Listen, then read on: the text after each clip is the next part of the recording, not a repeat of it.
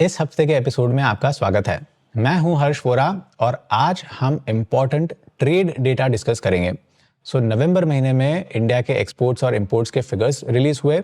ये रिलीज कौन करता है? ये रिलीज करता है directorate general of foreign trade, जो आता है कॉमर्स मिनिस्ट्री के अंडर में। तो ये डेटा रिलीज हुआ और इससे हमें पता चलता है कि नवंबर महीने में इंडिया के एक्सपोर्ट्स और इंपोर्ट्स कितने रहे हैं, और ये एक्सपोर्ट्स और इंपोर्ट्स में भी कौन सी कैटेगरीज में एक्सपोर्ट्स और इंपोर्ट्स ज़्यादा रहे हैं, कौन सी कैटेगरीज में कम रहे हैं। इंडिया की सिचुएशन कुछ ऐसी है कि अगर मर्चेंडाइज और सर्विसेज ट्रेड के डेटा को कंबाइन करके देखें तो इंडिया का इंपोर्ट एक्सपोर्ट से कहीं ज़्यादा है, हिस्टोरिकली ज़्यादा रहा है, जिसकी वजह से इंडिया हमेशा से ट्रेड डेफिसिट में रहा है। राइट? अब ट्रेड अगर डेफिसिट में होगा तो उसका इम्पैक्ट कहाँ पे पड़ेगा? उसका इम्पैक्ट पड़ेगा सीधा करंट अकाउंट डेफिसिट पे। तो करंट अकाउंट डेफिसिट क्या है? उसका इम्पैक्ट करंट अकाउंट डेफिसिट पे पड़ेगा तो इससे रुपी डेप्रिशिएट हो सकता है, और इनफैक्ट ऐसा ही हो रहा है। रुपी डेप्रिशिएट होगा तो अगेन इन्फ्लेशन बढ़ने के चांसेस रहेंगे, जिससे आरबीआई का कंसर्न और बढ़ सकता है। तो ट्रेड डेफिसिट बढ़ना ये एक कंसर्न की बात है। ये सारी चीज़ें हम इस वीडियो में डिस्कस करेंगे और एंड में ब्रीफली जीएसटी फिगर्स को भी डिस्कस करेंगे। आइए सबसे पहले हम देखते हैं मैक्रो ओवरव्यू। ओवरव्यू यानी कि इंडिया की इकोनॉमी की स्थिति अभी तक कैसी है। राइट? तो हमने पिछले वीडियो में डिस्कस किया था कि इंडिया की जीडीपी Q2 ऑफ FY25 में 5.4% से ग्रो हुई थी, 2 साल में सबसे स्लोएस्ट है। और उसके बाद सीपीआई इन्फ्लेशन की बात करें तो सीपीआई इन्फ्लेशन भी काफ़ी एलिवेटेड है, 5.48% पे। सीपीआई इन्फ्लेशन क्यों हाई है? क्योंकि फूड इन्फ्लेशन हाई है एट 9.04%। और क्योंकि फूड इन्फ्लेशन हाई है, सीपीआई इन्फ्लेशन भी हाई है, आरबीआई ने अपना रेपो रेट दिसंबर पॉलिसी मीट में कम करने का निर्णय नहीं किया था। फरवरी 2023 से लेके अभी तक रेपो रेट जो है आरबीआई का वो 6.5% पे मेंटेन है। हालांकि अभी दिसंबर में भी फेडरल रिजर्व जो यूएस की है सेंट्रल बैंक, उसने अपना फेड रेट 0.25% यानी कि 25 बेसिस पॉइंट से कम किया है।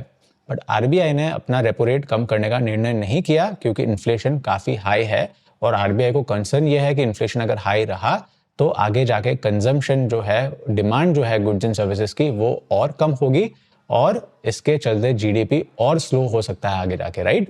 इसके बाद हमने पिछले वीडियो में डिस्कस किया कि CRR, cash reserve ratio, RBI ने रिड्यूस करने का निर्णय किया है। 4.5 जो पहले था वो रिड्यूस करके 4% कर दिया है। हमने डिस्कस किया था कि सीआरआर क्या है, और हमने ये भी जाना था कि आरबीआई ने सीआरआर रेट कट किया क्योंकि आरबीआई को बैंकिंग सिस्टम में लिक्विडिटी इंजेक्ट करनी थी। राइट? तो ये हो गया रेपो रेट और सीआरआर की बात। इसके बाद क्रूड ऑयल को अगर हम देखें तो क्रूड ऑयल अपने ऑल टाइम हाई की कंपैरिजन से ऑलमोस्ट 40% डाउन है। आज की डेट का रेट क्रूड ऑयल का है 5,953 रुपीस पर बैरल। जब रशिया ने यूक्रेन में अटैक करने का निर्णय किया था 2022 में, तब क्रूड ऑयल ऑलमोस्ट 10,000 रुपीस पर बैरल का फिगर टच कर गया था। अभी ऑल टाइम लो पे है, और ये एक अच्छी बात है इंडिया के लिए, क्योंकि इंडिया ऑलमोस्ट 85% जो अपना क्रूड ऑयल रिक्वायरमेंट है वो बाहर की कंट्री से, स्पेसिफिकली रशिया से, इराक से, सऊदी अरेबिया से और यूएई से इंपोर्ट करता है। तो अगर क्रूड ऑयल के प्राइस हाई रहेंगे तो इंडिया में फ्यूल कॉस्ट बढ़ेगी तो वो अगेन फीड होगा सीपीआई इन्फ्लेशन में। राइट? क्रूड ऑयल गिरा हुआ है, ये अच्छी बात है। अगर क्रूड ऑयल भी बड़ा होता तो फ्यूल कॉस्ट बड़ी होती, और फूड इन्फ्लेशन तो ऑलरेडी हाई है, तो आरबीआई के लिए दिक्कत और बढ़ सकती थी। इसके बाद अगर हम गोल्ड को देखें तो गोल्ड अपने ऑल टाइम हाई से ऑलमोस्ट 5% डाउन है। गोल्ड का प्राइस अभी है 75,974, ऑलमोस्ट 76,000 पर 10 ग्राम्स। रुपए को देखें तो आज की डेट में यानी कि थर्सडे को 19 दिसंबर को ऑल टाइम लो हिट किया है at 85 rupees to a dollar.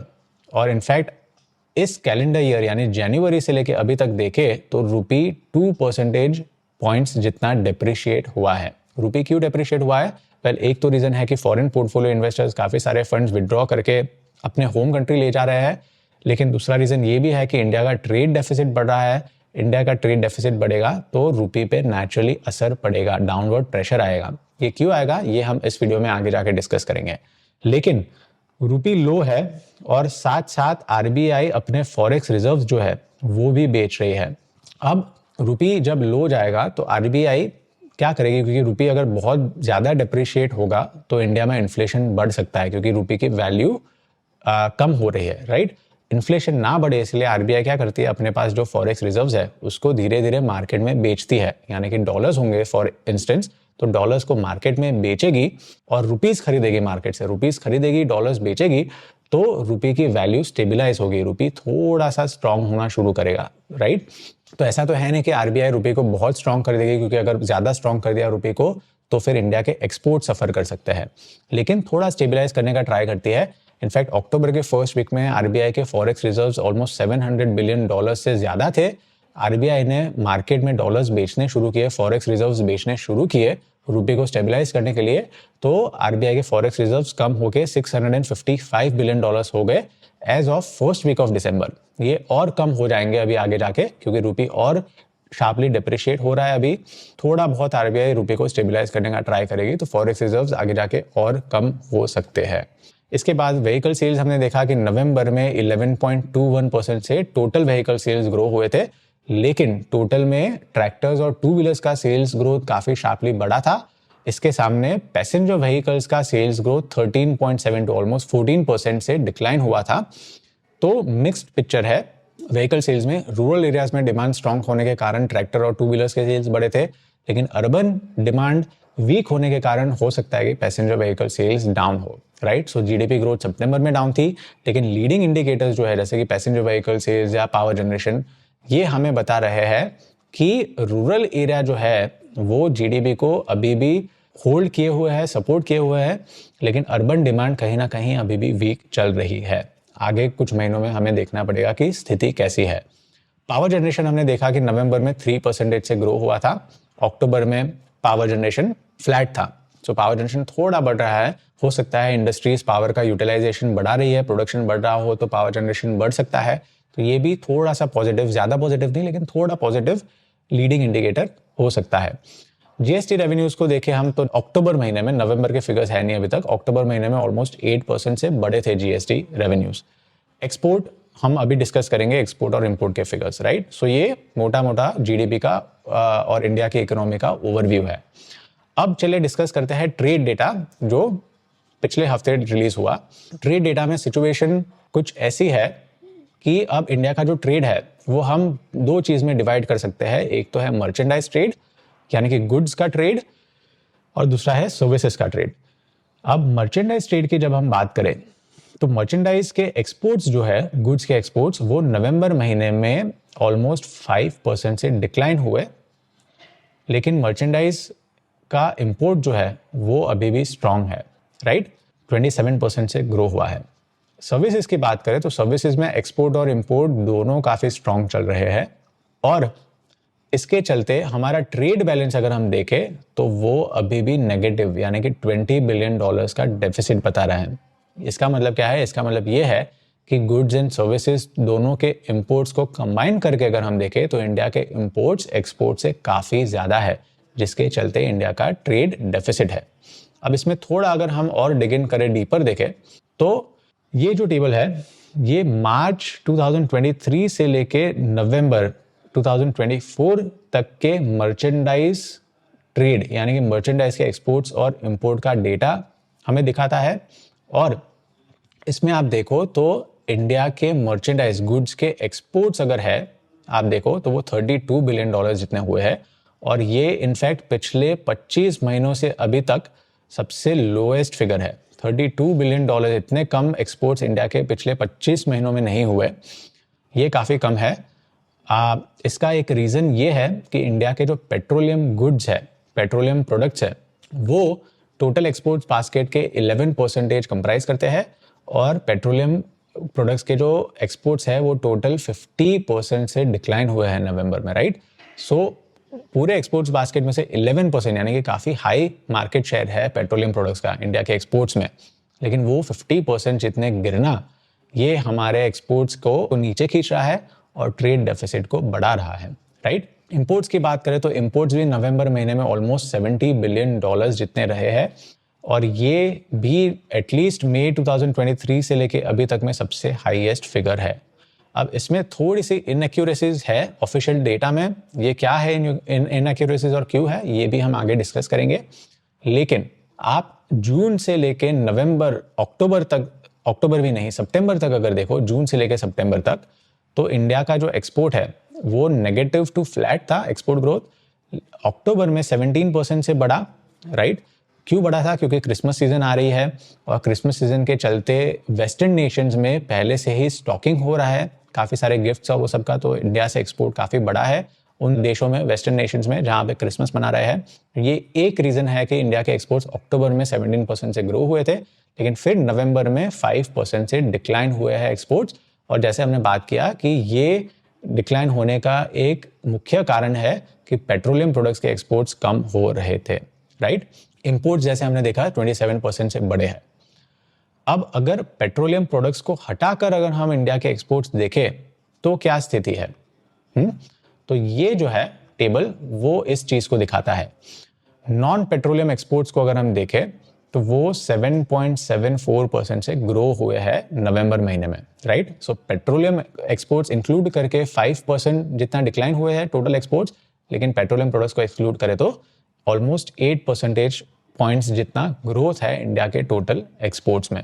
एक चीज़ ये है, लेकिन सर्विसेज ट्रेड की अगर हम बात करें तो सर्विसेज ट्रेड में इंटरेस्टिंग चीज़ ये है कि नवंबर महीने में इंडिया के सर्विसेज का एक्सपोर्ट्स ऑलमोस्ट $36 बिलियन जितना रहा है, और ये एक ऑल टाइम हाई है, राइट।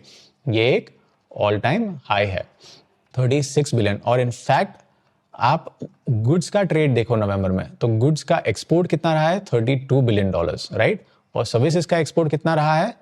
$36 billion, almost $36 billion. तो गुड्स का, सर्विसेज का जो एक्सपोर्ट है वो फर्स्ट टाइम मर्चेंडाइज के एक्सपोर्ट से ज्यादा है, राइट।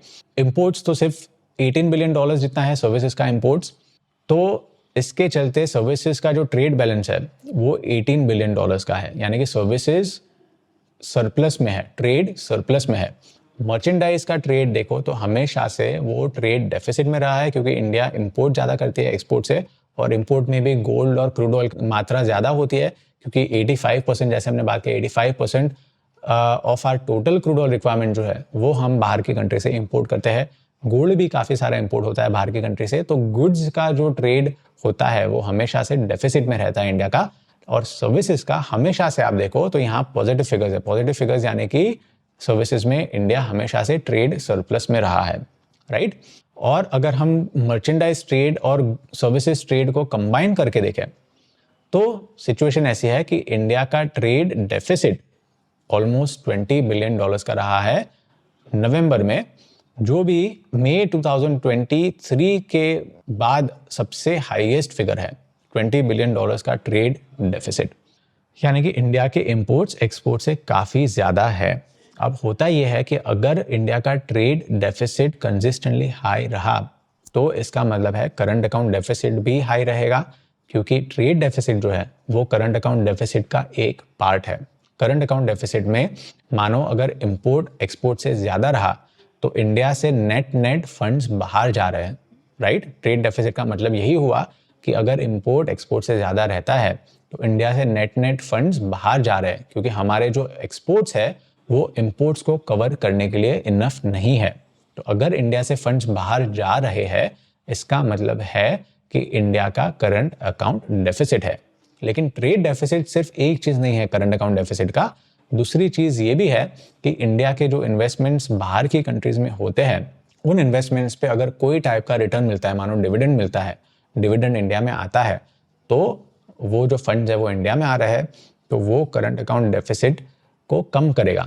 और अगर इंडिया से फंड्स बाहर जा रहे हैं, मानो इंडिया के फॉरेन इन्वेस्टर्स ने इंडिया में इन्वेस्ट किया है और उनको अगर डिविडेंड पेमेंट इंडिया से बाहर जा रहा है तो वो करंट अकाउंट डेफिसिट को बढ़ाएगा, क्योंकि फंड्स बाहर जा रहे हैं, राइट। इसके अलावा अगर बाहर की कंट्री से एनआरआई फंड्स रेमिट कर रहे हैं अपने फैमिलीज को यहाँ इंडिया में तो भी करंट अकाउंट डेफिसिट कम होगा, और अगर फंड्स यहाँ से बाहर भेज रहे हैं तो करंट अकाउंट डेफिसिट बढ़ेगा। तो ट्रेड डेफिसिट, फिर नेट इनकम हमने बात किया, और थर्ड है रेमिटेंसेस। ये तीन मिला के करंट अकाउंट डेफिसिट होता है। और ट्रेड डेफिसिट जो है वो करंट अकाउंट डेफिसिट का बहुत बड़ा पार्ट है। ट्रेड जब डेफिसिट में होगा, इंपोर्ट्स एक्सपोर्ट से ज़्यादा होंगे, तो दैट मीन्स कि हमारे पास डॉलर्स कम होंगे, बाहर जो सेलर्स है उनको पे करने के लिए वो डॉलर्स हमारे पास कम होंगे, क्योंकि एक्सपोर्ट से जो हमारे इनकम आ रही है वो इंपोर्ट्स को कवर करने के लिए ज़्यादा है नहीं। तो हमें वो डॉलर्स कहीं ना कहीं से तो लाने पड़ेंगे, राइट, उनको पे करने के लिए। कहाँ से लाएंगे? वेल, या तो हमें इन्वेस्टर्स से मांगना पड़ेगा, जो भी FPI foreign portfolio investors India में आएंगे तो वो फंड्स, या एफडीआई आएगी फॉरेन डायरेक्ट इन्वेस्टमेंट्स, तो वो फंड इसको फंड करेगा, या फिर हमें बोरो करना पड़ेगा, राइट, डॉलर्स बोरो करके फिर हमें पे करना पड़ेगा। तो ये करंट अकाउंट डेफिसिट होता है। ट्रेड डेफिसिट हाई रहा तो करंट अकाउंट डेफिसिट हाई रहेगा। करंट अकाउंट डेफिसिट जब हाई रहा तो इसका मतलब है कि हमारी जो करेंसी है वो डेप्रिशिएट होगी, क्योंकि इंपोर्टर्स, जब हम गुड्स इंपोर्ट ज़्यादा करेंगे एक्सपोर्ट से, हमें डॉलर्स मार्केट से खरीदने पड़ेंगे, राइट। मार्केट से डॉलर्स खरीदेंगे तो रुपी बेचना पड़ेगा, रुपी बेचेंगे तो रुपी पे डाउनवर्ड प्रेशर आएगा। तो करंट अकाउंट डेफिसिट जब बढ़ेगा इसका मतलब ये होता है कि रुपी डेप्रिशिएट होना शुरू हो जाएगा। और अभी अगर हम देखें तो 19 दिसंबर के टाइम रुपी ऑल टाइम लो पे हिट किया है, ऑलमोस्ट 85 रुपीज़ टू डॉलर के एक्सचेंज रेट पे, राइट। रुपी डेप्रिशिएट हो रहा है, फॉरेन पोर्टफोलियो इन्वेस्टर्स विड्रॉ तो कर रहे हैं फंड्स, क्योंकि जियोपॉलिटिकल अनसर्टेनिटी तो है, लेकिन फेडरल रिजर्व ने भी अभी इंटरेस्ट रेट कम किया 25 बेसिस पॉइंट से। लेकिन फेडरल रिजर्व ने ये भी बताया कि हमें लगता है कि नेक्स्ट ईयर शायद इन्फ्लेशन ज़्यादा रहे, इन्फ्लेशन ज़्यादा रहेगा तो नेक्स्ट ईयर हम ज़्यादा रेट कट नहीं करेंगे। फेडरल रिजर्व ने ये बताया। अब रेट कट अगर ज़्यादा नहीं करेंगे तो इसका मतलब है कि जो बॉन्ड यील्ड्स है उन पे इतना डाउनवर्ड प्रेशर नहीं आएगा यूएस में जितना आना चाहिए था। तो इसकी वजह से काफ़ी सारे फॉरेन इन्वेस्टर्स जो है वो इंडिया से फंड्स विड्रॉ कर रहे हैं, और विड्रॉ करने के कारण भी रुपी पे प्रेशर आ रहा है। सो अगर मैं समरी दूं तो ट्रेड डेफिसिट जब बढ़ता है तो करंट अकाउंट डेफिसिट बढ़ता है, क्योंकि trade deficit current account deficit का एक बड़ा पार्ट है। जब हम इंपोर्ट ज़्यादा करेंगे एक्सपोर्ट से तो वो इंपोर्ट करेंगे तो एक्सपोर्ट्स अगर कम होंगे तो एक्सपोर्ट्स इंपोर्ट की वैल्यू को कवर नहीं कर पाएंगे, तो हम डॉलर्स कहाँ से लाएंगे? डॉलर्स मार्केट में से खरीदने पड़ेंगे। जब मार्केट में डॉलर्स खरीदने जाएंगे तो डॉलर्स की जो वैल्यू है वो बम्प होगी, रुपी बेचने पड़ेंगे डॉलर्स खरीदने के लिए, तो रुपी की वैल्यू डाउन चली जाएगी, डिप्रिशिएट होगी, राइट। ये हो गया ट्रेड डेफिसिट की बात।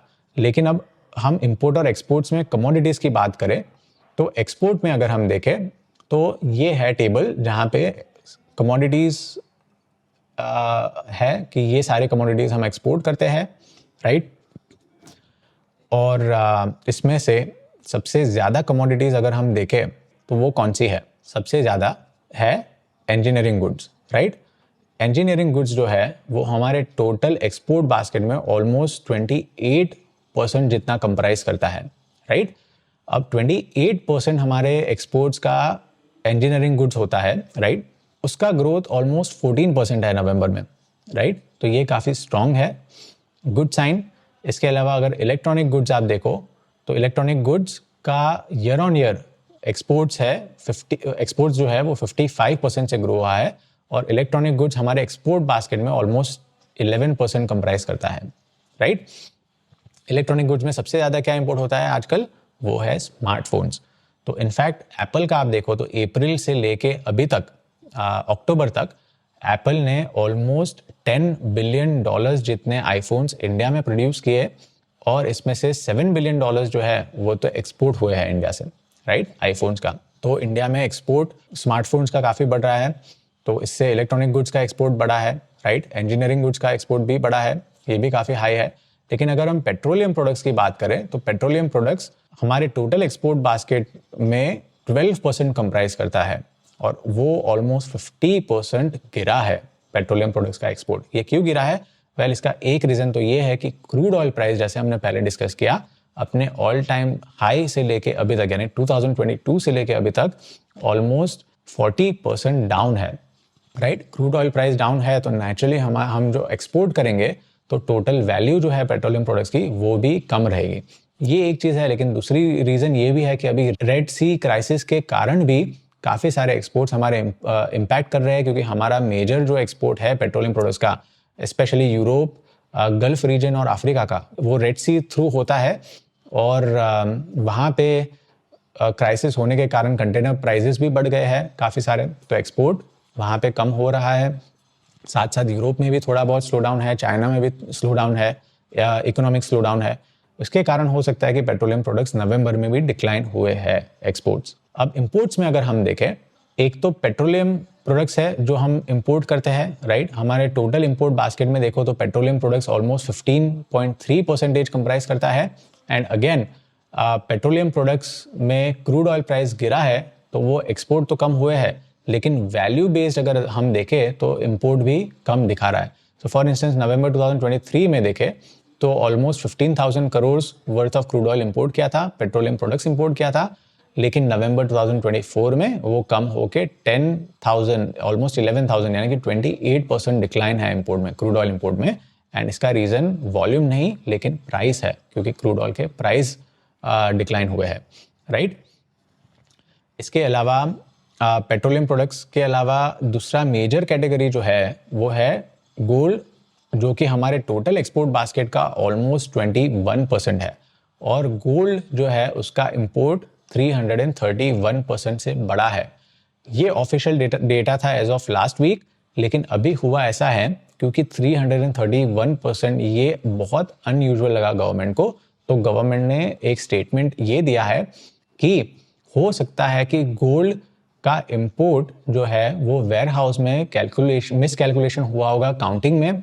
हो सकता है शायद गोल्ड जो वेयर हाउस में पड़ा है वो डबल काउंट हो गया हो, तो इसके कारण गोल्ड इंपोर्ट ज़्यादा बता रहा है।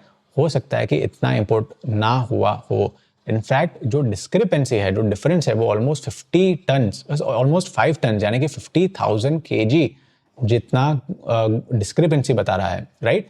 सो अगर डबल काउंटिंग हुआ है, अगर ये इनएक्यूरेसी है काउंटिंग में, तो ये डेटा रिवाइज होगा आगे जाके और वो रिवीजन मैं अगले वीडियो में डिस्कस करूंगा। लेकिन अभी के हिसाब से गोल्ड जो है उसका इंपोर्ट ऑलमोस्ट 331% ज़्यादा है। पार्टली ऑब्वियसली मिस कैलकुलेशन तो हुआ हो, लेकिन उसके अलावा भी गोल्ड हाईली लाइकली कि इंपोर्ट ज़्यादा हुआ हो, चाहे इतना नहीं, लेकिन क्योंकि फेस्टिव सीजन थी और फेस्टिव सीजन में इंडिया में गोल्ड का कंजम्पशन बढ़ता ही है, राइट। तो वॉल्यूम अगर देखें तो गोल्ड का इंपोर्ट ज़्यादा ही हुआ होगा, मे बी इतना नहीं शायद। तो ये हो गई इंपोर्ट और एक्सपोर्ट की बात। इसके अलावा अगर हम जीएसटी फिगर्स को रियल क्विक डिस्कस करें तो अक्टूबर महीने में डोमेस्टिक जीएसटी प्लस इंपोर्ट्स पे जो जीएसटी होता है उन दोनों को मिला के टोटल 1,87,000 करोड़ जितना जीएसटी कलेक्शन हुआ था अक्टूबर महीने में, राइट। अब अक्टूबर महीने में जब जीएसटी कलेक्शन होता है तो वो होता है कौन सी एक्टिविटीज़ पे, जो एक्टिविटीज़ सितंबर में हुई थी, राइट। जो बिजनेस एक्टिविटी सितंबर में हुई थी उसका कलेक्शन अक्टूबर में दिखाएगा। तो ये एक्चुअली सितंबर की एक्टिविटीज़ को दर्शाता है। तो इन अ वे ये एक लैगिंग फिगर हो गया, राइट, लीडिंग नहीं है। लेकिन ये ग्रोस जीएसटी कलेक्शन है। इसके अलावा ग्रोस जीएसटी कलेक्शन में से अगर हम रिफंड को बात करें तो नेट जीएसटी कलेक्शन जो है वो अक्टूबर में ऑलमोस्ट 8% से बढ़ा। ये बढ़ा, ये पॉजिटिव है। हो सकता है फेस्टिव सीजन के कारण हो, क्योंकि सितंबर में आप देखो तो जो जीएसटी कलेक्शन है वो 4% से बढ़ा था, राइट। सो इसको स्लो डाउन ही मान सकते हैं। देन अगेन अगस्त में 6.5% से बढ़ा था, राइट। और अक्टूबर में आपने देखा कि 7.9 ऑलमोस्ट 8% से बढ़ा है जीएसटी। सो ये एक पॉजिटिव बात है।